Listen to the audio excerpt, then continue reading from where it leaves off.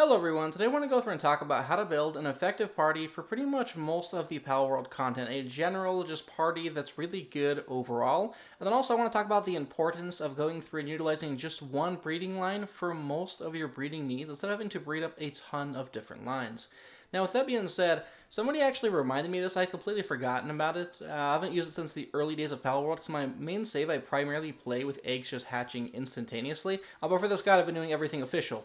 And that was that place campfires next to your incubators. Typically if you don't have them, a large egg like this takes 1 hour to go through and to hatch.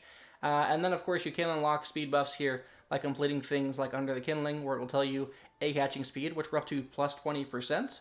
But that was only dropping it down to roughly 50 minutes. Now you will notice if we go through and place these eggs here in the incubators, it's at 25 minutes, cutting the time over half, basically making it twice as fast here for the egg production. And so what I've done through, I basically took a little while to kind of figure out the spacing, because if they are too close together, they'll be too hot, and if you don't have enough, they're too cold. But I went 2, kind of, then the box, 2, box, then 2, and then on the back I've got 5. Because if I had a campfire anywhere here in the middle, it said that a couple of these were still too hot, or slightly too hot. So I've spaced them all out so every single one of these is going to be comfortable, meaning every egg is going to hatch in 25 minutes. And I could honestly probably fill up this whole rest of the space here with incubators up to here. And this is really important because you don't technically unlock the next level of the egg incubator until right here at level 36. But in order to build this, you need the Ancient Civilization cores. In order to acquire that, you have to actually complete some of the higher tier towers or your first couple of raids. So with that being said, it's just good to know this if you have the basic incubator. Eventually we could switch over to the electric ones. They are a little bit more expensive, and then eventually once we do unlock the kind of higher tier one, you won't need to worry about this as well. But it is good to know kind of when you're breeding here in the middle of the game here. Now, when it comes to building a party, I also had this question on the Discord here, and I think it's a great question. What is a great overall solid party?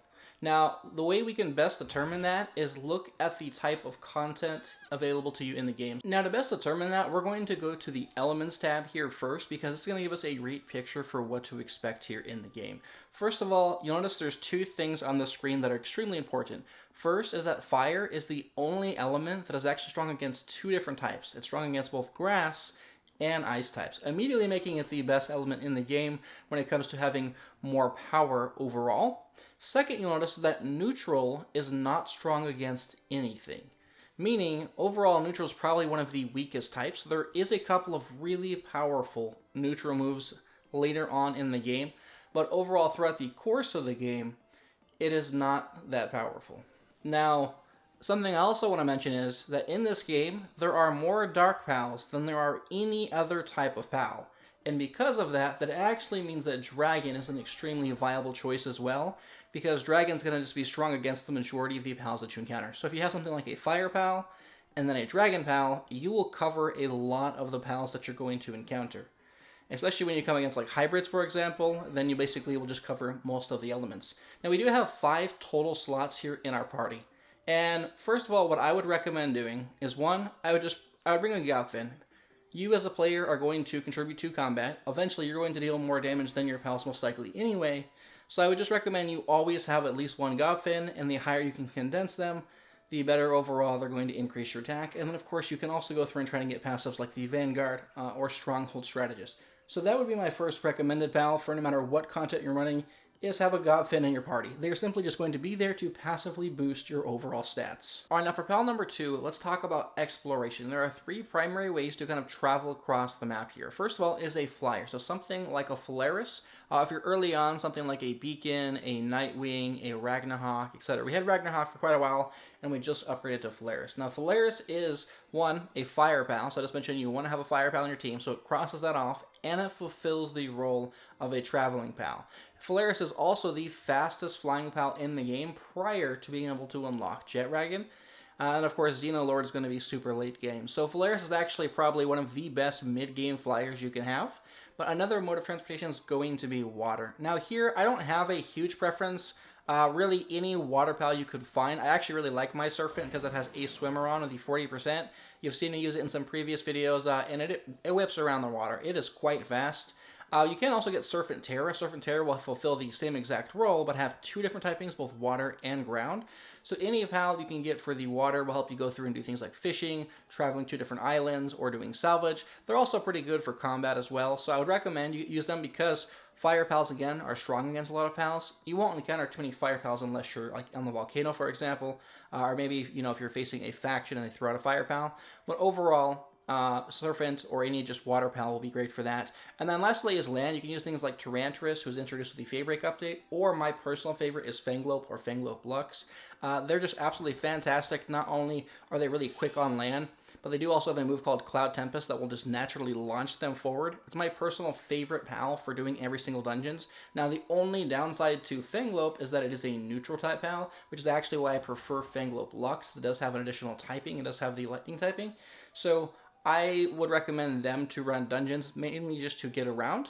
And they do also have a double jump. They are very, very great at navigating. Also on Fabric, you can't use a flyer. You'll get shot out of the sky, which is also why I recommend Fanglope, because they can navigate pretty much all the terrain.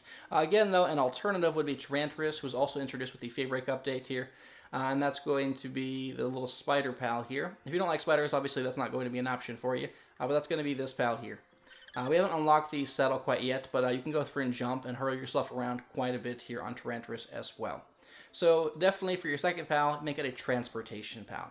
Now, next up, let's talk about combat. So I already mentioned, so let's say if you take Valeris, then you're going to want a dragon type pal, so something possibly like a Yormantide or a Yormantide Ignis. You could double up on your fire types there. So you could have a fire dragon, a water dragon, or a fire type just plain by itself. Overall, though, any dragon's going to be great. Remember, though, in dungeons are kind of small. Your pals will fit through most of them. But if you want something a little bit smaller, then you take something like an Anubis. I really like Anubis. I almost always have it in my party. Very powerful for the base. Also very great for combat. Additionally, they will change your typing to ground. So any pal that will change your typing to a specific element is just a good pal to go through and have in your party for most of the content. Also, if I'm running dungeons and for whatever reason if I want to mine anything that I find, Anubis actually can mine those things quite well. Even if it's built for combat, he simply just has a decent mining efficiency, so he'll be able to go through and just work through those ores pretty quickly. So overall, though, that's kind of what I'd recommend is fire type, dragon type, some sort of exploration pal, a godfin, and then fill in the blank. Whatever your personal favorite pal is, whoever you like. Maybe you want an herbal. If you're constantly dying, bring an herbal. Herbal will revive you if you die. So that is what I'd recommend for your party. It's just kind of a general consensus that's good for all content. Let's go through and hatch these Yormantide. We've got quite a few eggs that have been queued up and ready to hatch, and then we actually have quite a bit of things we can go through and do. And then I think we'll actually be able to take on the next boss. I think we're ready to take on Marcus already. He's not too much stronger than what the previous boss was, so we should be fine here. And we do have, as you saw, 3 different passives on these Yormantides that deal extra damage. Demon God Ferocious, and we have a 10% increase to dragon attacks as well. So I am pretty excited about this. I think we should do just fine here with the Yormantide. I'm just hoping to find a non-alpha variant, so it's not quite so large. I'll wait for this last one to go through and to finish, breeding up here. And then what I think we'll do is we're going to head back to the desert while the rest of these actually go through and hatch, just because I want a couple more simply for condensing, both for our water pal here, or the one here in the base, and one for combat. We'll probably focus the one on combat for now. And then what we're going to do is we'll go through and we'll head to the desert to run some dungeons for a little bit while we wait on some more eggs. Alright, so I've brought us over to the desert, and I actually went through and I removed Yormantide for just a moment, and I do have 2 Fanglope breeding up, just because I want to show you just how great Fanglope can be for the actual dungeons. It's just the alpha variants are kind of large, so it's definitely better to do it with a smaller version. So we're also collecting Nightstar Sand and running chests. It's very easy to do. While you're here, here's the Tyrantris pal that I mentioned. You can actually find these in the lower tier dungeons. We ran into a level 20 version of them, and like the level 23 and the 29 dungeons. Let's see, we need electricity. We do not have that, okay? So yeah, that's definitely, we're going to demonstrate. Fanglope is a really, really good pal. Definitely biased towards them. There are other great pals who could be great on sand, for example, like Dazamu, I think is how you pronounce it. There's a lot of great movement speed pals, but 100%... definitely take 1 or 2 transporting pals, and then usually those are the best ones that I mentioned, but if you could find another pal, for example, I found the Serpent with the A-Swimmer, any pals that you find that do have a movement speed passive, even if you typically wouldn't use them, with that passive, they will be incredibly faster than even some of the better pals. So if you find a fast pal like Phalaris, but then you have a Ragnarok, for example, who has a movement speed passive, the Ragnarok's probably just going to be faster because of the passive. So definitely make sure you pay attention to the passives as well, as that could very quickly change a pal from being mediocre to actually a decent pal. I do see a dungeon over here, which is what I was hoping for. I don't know if it's open, but we're going to head on over and take a look. Alright, so there was a dungeon there, and apparently I'm going to immediately get barbecued here by these fellas. Not very kind of them. It is quite dark in here, I will say. So let's see. Oh, I don't have 12 of these pals. We do need to make a pit stop. Phalaris hopefully will kill them, and I'm going to focus on the Incineroar, because we do not have 12. They're probably going to do quite a bit of damage. These guys are very aggressive. So we do have to play this kind of smart. We'll go with that, and then we'll go for this guy. Hopefully the other NPCs don't go through and hit him with the attack. Okay, I think they're all dead, so we're going to call him back.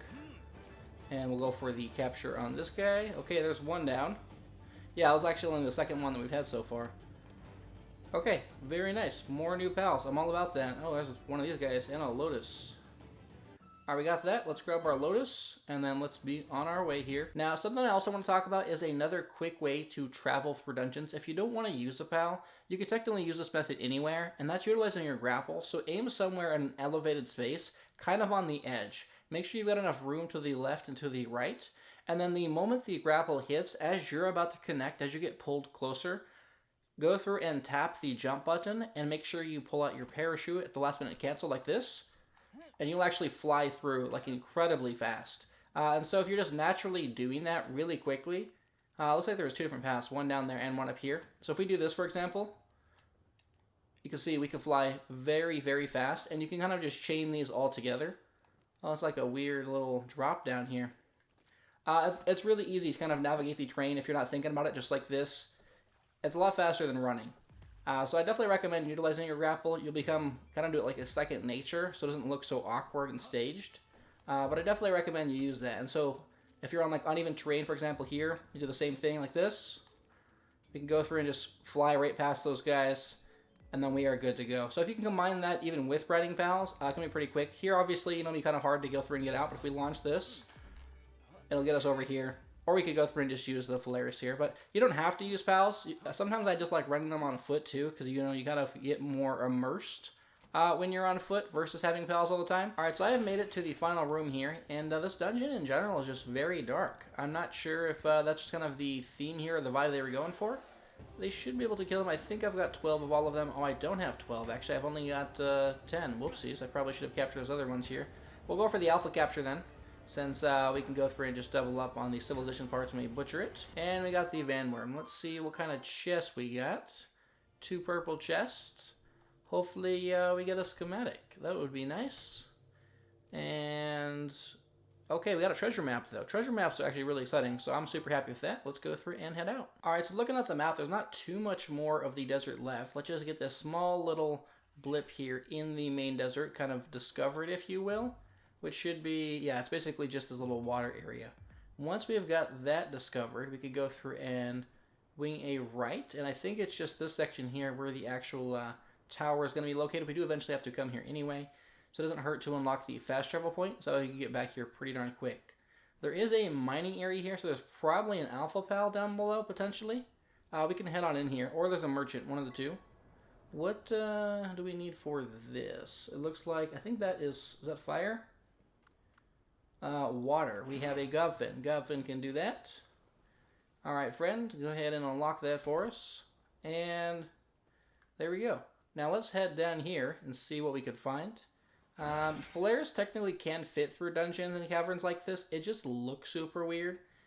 Very buggy, very glitchy. Kind of like mesh into the walls with the camera. I'm not a big fan, so I will typically just like run down here. If the pal is too big. I don't like all that weird glitchiness. But yeah, so there's a Marketeer down here. Level 50 Marketeer. Usually there's also a chest down here. Yeah, I see one on the very back there. Let's see what he's got for sale. Hello, sir. And we do not have our gold on us. Well, that's not going to help us here. I actually think we don't have 12 of these either, so that is unfortunate we don't have any gold. Let's just grab this chest, and then we will head on back out. Alright, and we've officially made it over here to the tower, or the base of the tower here. And there's the fast travel point there. We got the experience for discovering that. I do just want to take a quick peek here at the elemental chest, It looks like this here is going to be fire, which is perfect. We can go through and open that up. We do have 12 Rayhounds, so I'm not too worried about those guys. And we can grab that. Quite a few dog coins, and then we will head over here. Now I'm going to head back to the base to actually grab Fanglope, because I want to use them and demonstrate them in an actual dungeon here. Okay, so it actually looks like this NPC, I didn't realize this, he wants a Serpent Terra, and he wants Serpent Terra here with Serenity, and I happen to have 2 of them, so we're going to cough that up, and we can actually finally finish the side quest the moment we do it. We got 5 Legendary Spheres and a Speed Elixir. That is a very good reward. I'm really happy with that. Alright, now we are back at the base here, and the Yormantide eggs are ready to hatch, and there was 5 Fanglope eggs, and about 30 seconds left, so let's just go through and hatch here for the passives. We've already got a pretty decent one, so if we don't get anything new, they're just going to all be condensing fuel. I'm actually pretty happy with what we got, and that'll be really good passives to pass down to the Yormantide Ignis that we're going to use here for the raids as well. So I am pretty happy with what we've got so far, and then we'll go through and get this one here as well. Not really watching the passive at the moment. We'll just go through and hop into the actual PAL box and then take a look at all of them just over there. Okay, that should be everything. And then we've got the Fanglope here as well. Let's just go through and hatch the Fanglope and see if we do get movement speed passive. If not, it's okay. As long as it is not an alpha, it will just be better to traverse the actual area here. Stronghold Strategist, though, and Serenity is actually a pretty good combo, because I think we could actually use the Cloud Tempest more often. And it's going to boost our overall defense there. So I think overall we've actually got a decent Fanglope. No movement speed or stamina passives, but overall I think we did well. So let's head on over to the PAL box here and look at what we got.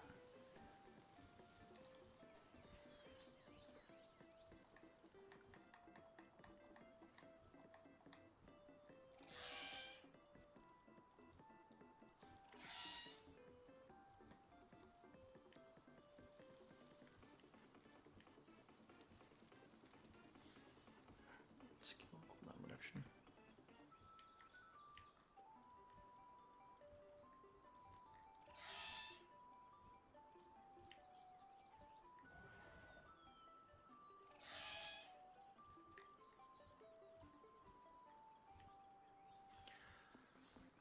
Alright, so first up with Fanglope, we actually did get a couple of different really good ones, and we did actually get a movement speed passive. This one here is really solid, so it's got a 10% increase in player defense, Serenity, so 10 attack, and then 30% attack skill cooldown, so we could use Cloud Tempest, for example, and then the active skill cooldown reduction. Overall, this is actually really solid for a PAL. It's just missing the movement speed passive, but overall, that's actually a pretty decent Fanglope. We did also get this one here with Nimble, which is going to be a 10% increase in movement speed, 10% increase in player defense, and then Work Slave, so that's going to kind of make that not so great. Alright, so overall out of all the Yormantides, this one here is going to be the best with Ferocious, so it's going to have a 20% increase in attack, Demon God, 30% increase in attack, 5% defense, and then 10% increase in dragon attack damage. Now this is important because we're going to pass this dragon move down to Yormantide Ignis, who also can go through and deal dragon damage here. And he'll be able to use that when we're actually facing off against the first raid, who is a Dark Pal, and they're weak to dragon type moves. So not the absolute best setup, but we're not going to be breeding forever. It's actually only been about 3 hours in real life that we've been breeding Yormantide total since we transferred it from Anubis to Yormantide. So I'm not going to complain about what we have here so far.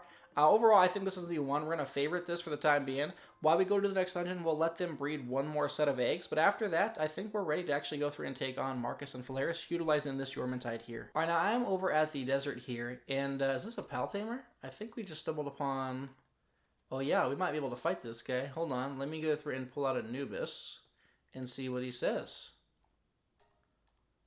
Okay, let's go with Anubis here. I don't think we actually have Kitsune yet, so... Okay, well, I'm never going to get used to Anubis one-shotting things. That's insane. He's so strong. Well, I thought we were going to get a new pal. Apparently not. That was actually huge, though, because our Fanglope is not fully leveled up. I actually didn't go through and use any levels on him, so I just did a bit of crafting, and that gave us like 8 levels from that one pal. I am super happy with that. We'll go through and get the capture on this. Now, yeah, the Fanglope, so I crafted the harness, and I actually realized there was a better one that I did not see in the pal box there. It's got Nimble and Stronghold Strategist, so more defense for us is always a plus. It does have the minus 30 attack, but it's kind of a low level, so I'm not going to use it for attacks at all anyway at this time. I'm just going to be using it for transportation. But as you can see, This guy is incredibly fast. Way faster than our Phalaris here. And here's going to be the dungeon. So we're primarily just going to use him for transportation. And I'm kind of just going to demonstrate just kind of running through the dungeon. Just using Fenglo. Alright, and so we are in here. Now, I'm going to grab these two pals before we start running, so they actually don't have 12 of these guys just quite yet. So all the extra experience, of course, will be nice. And one more shot to the dome. That should be a fairly simple capture. And then I think 2 shots, right? Yeah, one more after that. We eventually are going to need a better weapon. Our bow is slightly starting to fall off. Oh, I do see a Lotus up there and a chest. Let's grab that. And then after this, we're just going to stay on Fenglop the whole time. And all we're going to do is we're going to basically, quote-unquote, speed run this dungeon as fast as we can without focusing on too much more. So as you can see, we got on him now. And we're just going to run in here. We're going to ignore the Alpha Pal because we technically don't have to defeat him. We could jump up here. And we're going to grab this chest. Grab this. Keep going here. And that's pretty much it. Oh, we have to beat him in order to unlock the door. Let's go beat him real quick. I didn't realize we had to beat both the Alpha Pals. That's fine, though. We'll put him away, and then we'll just use Anubis. Anubis is probably going to one-shot most of these guys. And... Yep, okay. Oh, we missed this one. We did not miss him now. Alright, back on Venglope here. And... got another chest up here. I'm probably going to hit my inventory being full here soon. Okay, and I think this should be the final boss room. Yes, it is. It is a Kelpsy, which I already have 12 of here. We'll use Anubis, since Anubis is going to be a higher level. If he uses the jump, most of them are probably dead. Minus this guy here. We'll just help him out. Okay. He killed the one. Let him deal with the other ones. We'll actually head on over here while he takes care of those guys. And as you can see, we basically ran that dungeon roughly in a minute and a half. We only had to stop because there was 2 alpha fights.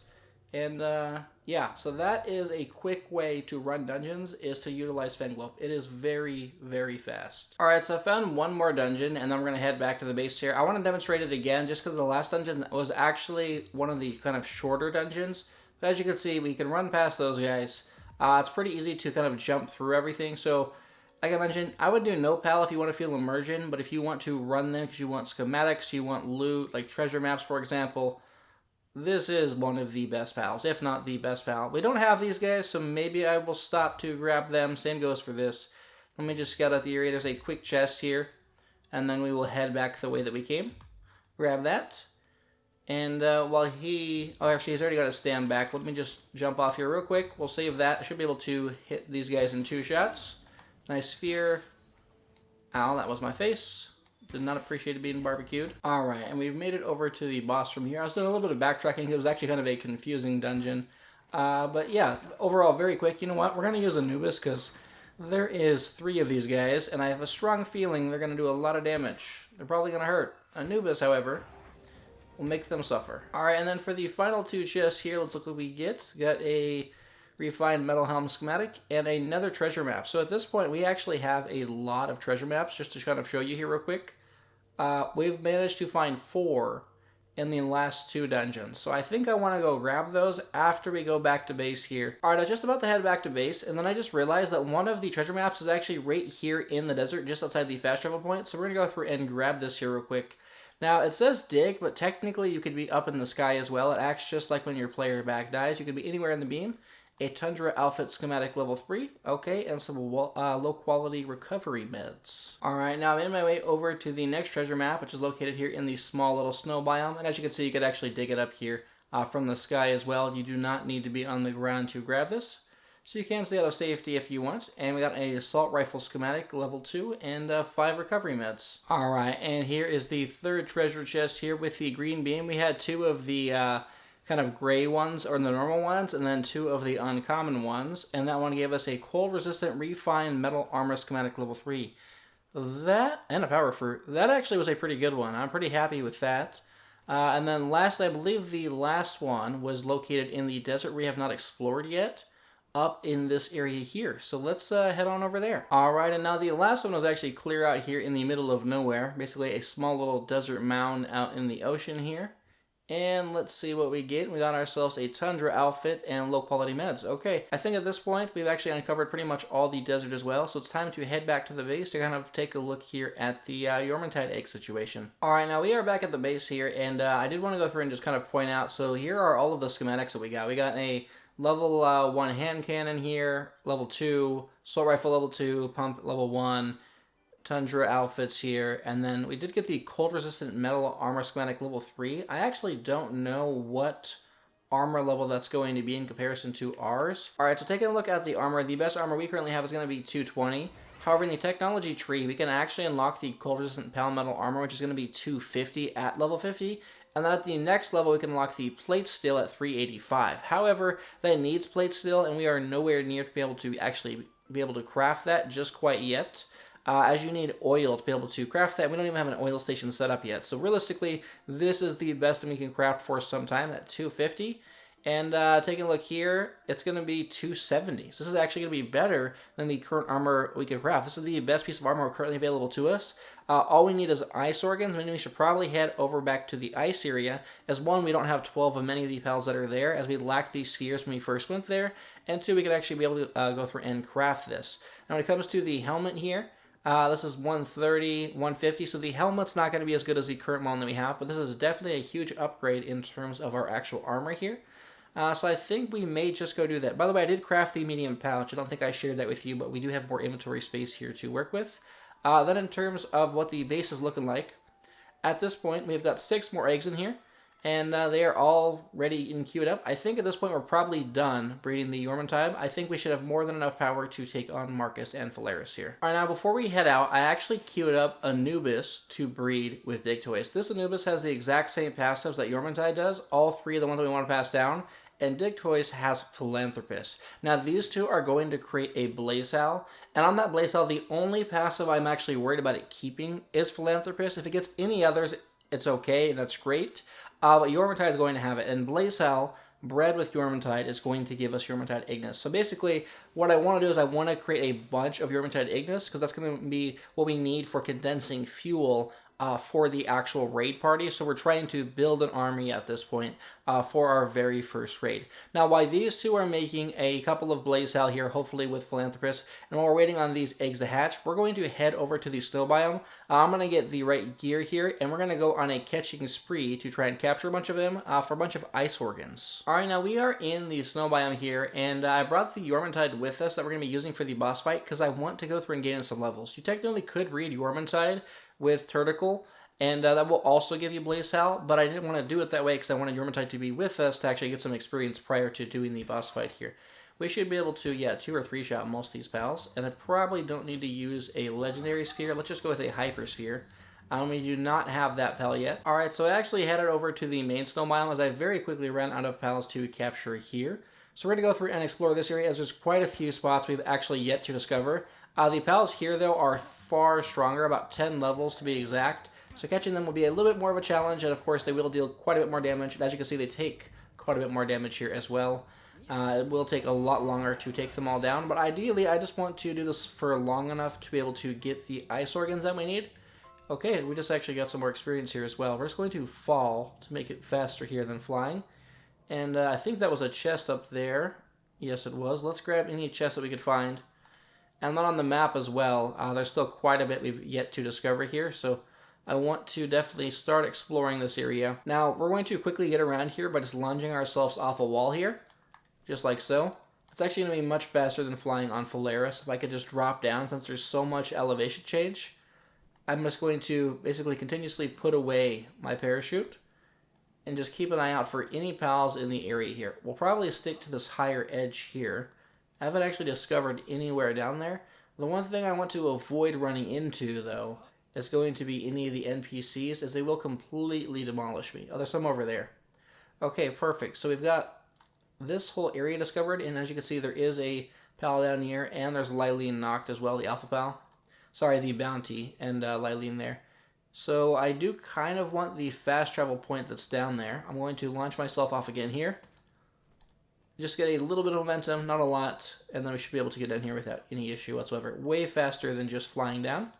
Got that unlocked here, and then I think we'll use Phalaris to head this direction to start uncovering this area here. Alright, so I just went through and I found some Cyblex here, and there is the alpha variant that we already fought, but I do want to bring them up because they actually are a really important pal. Typically, you need to turn cloth into high quality cloth by crafting. I think it's 10 cloth to 1 high quality cloth. But if you actually place Cyblex in the ranch, it will automatically drop high quality cloth. So you could essentially replace your lamb ball. If you already have like loads of cloth and you just need high quality, you could swap out your lamb ball here or your cremis or alpaca for Cyblex. Alright, well we just hit level 51. I am still short, actually no, 52. We have enough, we hit level 51 and we got 52 ice organs. We only needed 51.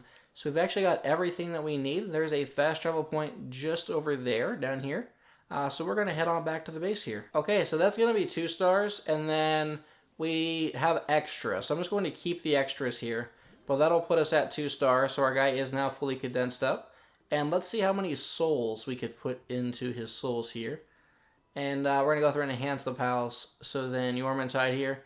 We actually have plenty of souls. Now, I recently saw a comment, I think it was on the Discord, or maybe it was on Reddit, and people didn't realize this, but if you invest your souls into a pal, and let's say you later down the line don't want to use that pal, so let's say I put 1 soul in here, and then I want to enhance it, you can just go over here and hit reset, spend 1,000 gold, and then you could get your souls back. The more souls you put in, typically the more gold it costs, but your souls are not lost. So if later down the road you have an abundance of gold and you want to reset your pals to get your souls back, you could definitely do that. Now that being said, let's go through and get this guy fully beefed out. I think, let's see here, 1 giant soul. So we could do that, I think. And then we'll go through and raise his health here as well. Can't do that, and then we'll raise his defense. And I think it will put us there. Okay, overall, yeah, pretty large increase in everything. This guy is going to be an absolute beast. There we go, 1,060 attack. Now, before we head out to go to the boss fight here, we also want to go through and get an accessory, and we do have the water whistle. So much like how we used the ground whistle the last time, we're going to place this here. And then we've got 1 for defense and 1 for attack. Sadly, I have not found a new pendant for attack or defense yet. That gives us +2. All right, now before we head out, I'm going through and hatching the Blaze Hal, and it looks like one of them did get Philanthropist. Exactly what it is that we're looking for. He actually even got Blood of the Dragon as well, so if he gets Demon God, that would be great, or Sirius. Either way, though, we've definitely got what we're looking for, so we can definitely be prepared to go through and make the army here. Yeah, Philanthropist and Ferocious. Overall, that is a very good set here. We'll probably queue these 2 up, Yormantide and Blaze Hal, to actually... Wow, look at that's it right there. Demon God, Ferocious, Philanthropist, Conceited. That is probably the one that we'll use as long as it's the right gender to just go through and breed the Yormantide Ignis here. Okay, all right, we have arrived here at the boss, so we're going to go through and feed the Yormantide and myself the food, and we're going to head on in. Okay, and there is Phalaris. Phalaris is a scary pal here. Let's get Yormantide out because he's just as scary. He's all souped up. Please don't light me on fire. I'd prefer if you didn't do that. Now, oh wow, look at Phalaris' health. He's already at 70,000. Yormantide did 16,000 damage. I was just dodging his first attack. That's insane. Now, we're going to do a lot. I feel like we got this. We should definitely be okay. Oh, a little bit of a stutter there. I do want him to avoid taking any form of fire damage if we can. I'm curious, can we actually... You used to be able to hop on your pal, use the pal's moves, hop off them, and then they could repeat and use the exact same move again. Let's see. That's a different move. Oh, wow. Yeah, look at that damage. She just chunked him. You have to be kind of careful, because he still does a lot of damage to us. You know, I just realized I never ended up crafting the next tier, highest tier armor. I guess we'll use that when we go to the snow biome, because we do have to still explore quite a bit of the snow area. I think, though, we should be okay. Let me go through and throw him out here, and then see if I can use this move here, the Slither one here. And quite a bit, and then we're going to back up. We'll use the same thing on this guy. Hopefully we blast him here. Wow, that was a lot of damage, yeah. And then we'll use the same move here on him, and then we're going to hop off. And hopefully his skills should reset. He's automatically should be able to use them again. Yeah, so that's kind of a trick you can use, is that if you use all the moves while you're mounted, when you dismount, those moves are immediately available for the PAL itself to use automatically by itself. And I think this is it. We might do it sub 2 minutes again. I'd be pretty happy with that. Come on, Yormantide, get in there, buddy. Use one final move. Yeah, sub 2 minutes. I am pretty happy. Everything is working out here with our army. Look at that. 1 million experience for our Dumont there. Quite a bit. Everybody got quite a bit of experience. Okay, and the fast travel is done. At this point, we now just have Victor left in the actual base game areas, or kind of the final tower. And he is not a joke. Victor is really, really hard. He is definitely a notch above every other person we've faced so far. We are not ready for that. Let's catch this Dumont, or Dynastum lock, since we don't have 12 of them. Oh, I forgot the ring was not on. Whoops. Well, I wasn't going to spare your life and give you a new home, but yeah, that didn't happen. Sorry. Alright, we are back at the base here, and we just finished crafting this new piece of armor. This really nice, cool-looking, upgraded piece of armor. It's purple, so that's definitely nice, and it does have cold resistant level 2, so that's also very nice as well. So on that note, I feel this is a great place to go through and end, as we're actually able to go through and breed up a Yormantide that was fully ready to take on Marcus and Phalaris just under 2 minutes. Then we're transitioning that Yormantide to Yormantide Ignis to actually go through and create our raid army to do the very first raid. Additionally, having a Yormantide Ignis army is going to be helpful for the final tower boss against Bastagor. So with that, if y'all enjoyed today's video, then please consider leaving a like, subscribing to see more, and I will see you all later.